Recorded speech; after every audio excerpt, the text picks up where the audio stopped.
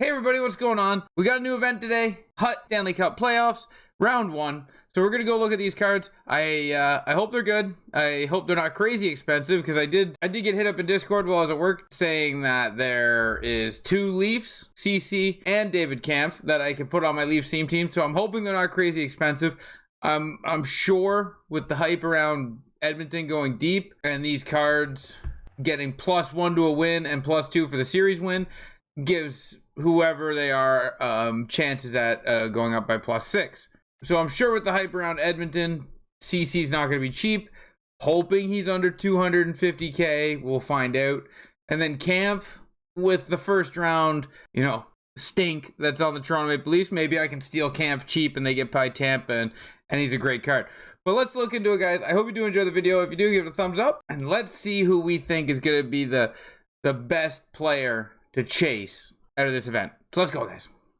Okay, so this is round 1. So that's all that matters here. So Bellemare, I'm sorry. I truly, personally, I know I'm probably going to get a lot of flack for this, but I truly, personally feel like Toronto could beat Tampa. Tampa has a really good team, yes, but they've got a lot of miles on them. They played a lot of hockey in the last half decade to a decade, and, the Leafs haven't, right?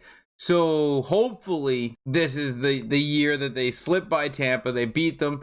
It'll probably go 7. So either one is getting up to a 91, but which one is getting up to the 94? And I think David Kampf is getting up to the 94, maybe because I'm just a Leaf fan, but that's my honest opinion. Now, when it comes to the Rangers and the Devils, the Rangers have everything. The Devils are very good. They could be very good, and they could beat the Rangers maybe a couple of times.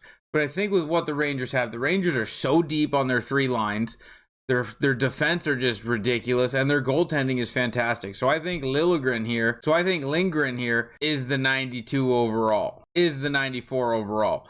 Sorry to McLeod and the Devils, but that would be where I would be at. And then Forsling and Grizzly, I mean, I would love to say Florida's going to beat Boston. Deep down, I would love for that to happen. But at the same time, you got to be realistic, and Boston's probably going to take that series. And I don't even see Florida getting 3 wins in that series.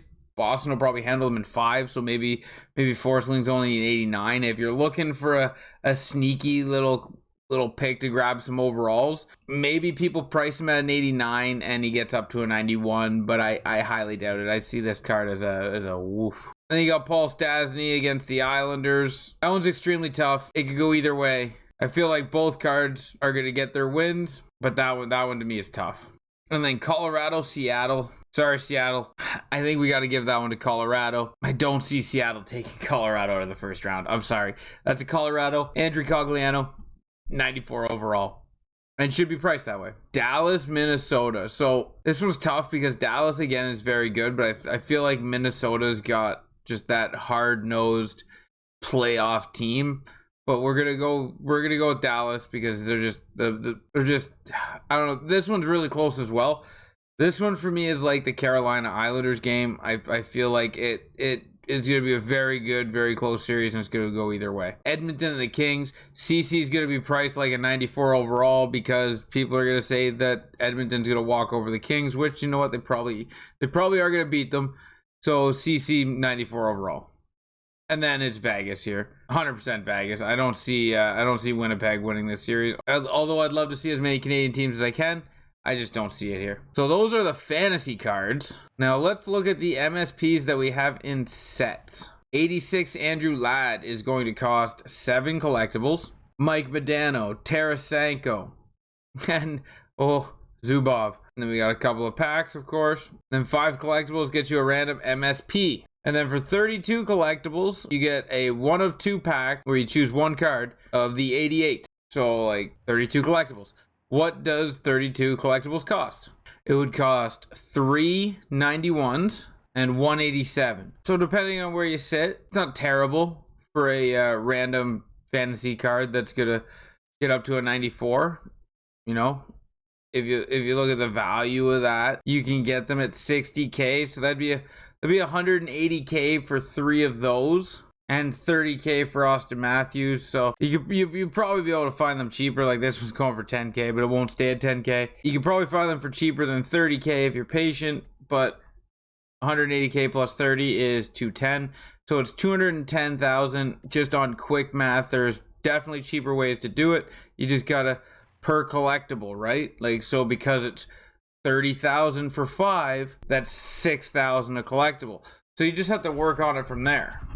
And for like example, the 91, that's 6,666 coins per collectible. So it's actually cheaper to just stock up on as many 30,087s as you can find and do it that way. But you'd have to do the math and figure it out which way is the cheapest to go, right? Now, with that being said, let's look at some of these bad boys. We got Andrew Ladd, 94 speed, 94 acceleration, 6'3", gold truculence. Let's go. What a card. Oh, that's gonna be a fun card. Mike Modano, because you know who doesn't love Mike Modano? He's got gold quick draw, which, you know, could you imagine him having gold truculence as well? But he can't have it all. 6'3", 95 speed, 95 face off with close quarters and wheels and elite edges and seeing eye and all the great synergies that come with that. Tarasenko, 6'1", 95 acceleration, 95 speed, 99 and pretty much all his shooting in his hands, like some 98s. But this Tarasenko always plays well in Hut. I've always loved Tarasenko's cards in Hut. Unstoppable Force is one, and 1T is another one. I like this card as well. Which one do I like the most? We'll take 1 second to look at old Zerge. 6'1", 95 speed, 96 acceleration. Stick him up. Gold stick him up. 99 defensive awareness, of course. Body checking 91. Very good card as well. But I would have to say, in my opinion, Andrew Ladd will be the best card out of these 4 MSPs. Coming in with close quarters, big tipper, and gold truculence with 94 speed. And with a little bit of work, you can get him up to 96 speed. This card's gonna be hard to beat. I would say, in my opinion, Andrew Ladd is the best card in this week's event as an MSP. And the reason I say as an MSP is cards like Cody Ceci. I know they don't have a lot of synergies or abilities, but 89 speed on an 88 that potentially is going to be a 94 that goes up by 6, and how they do their speed is they go up by half a point, so that's 3. So he could be 92 speed and all his other stats go up by 6, but this Cody Ceci card could be very good. And now I'm going to go biased here just because. So I need one of these cards to start working on the collectibles for future rounds of playoff cards. Like there might be a Leaf MSP playoff card on Friday. So I have to start planning for that. So I need the collectibles. And to do that, because I have a Leaf theme team, I need to add a Leaf. David Kampf, same thing as CC. Speed goes up by half a point.